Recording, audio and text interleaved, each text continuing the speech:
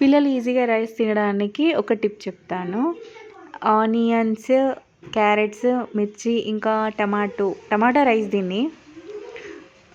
First పోపు వేసుకొని green chilli, onions, carrots, టమాటాలు ఒకదాని తర్వాత ఒకటి వేసుకొని లైట్గా ఫ్రై అయిన తర్వాత పసుపు, జింజర్ గార్లిక్ పేస్ట్ వేసుకోవాలి. కొంచెం లైట్గా ఫ్రై చేసుకోవాలి. తర్వాత అది ఉడకనివ్వాలి.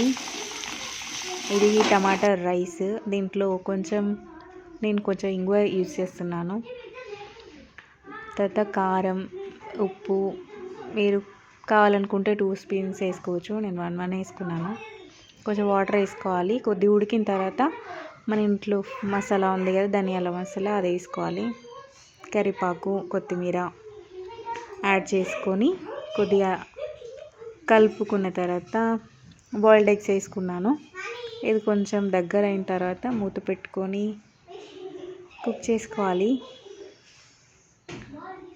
ఇది కొంచెం దగ్గర అయిన తర్వాత తినడానికి రెడీ. ఇది బాగా ఉడికిన తర్వాత దీంట్లో రైస్ యాడ్ చేసుకొని ఒక 10 మినిట్స్ సర్వ్ చేసుకుంటే ఇది ఎగ్ టమాటా రైస్ రెడీ. తినండి.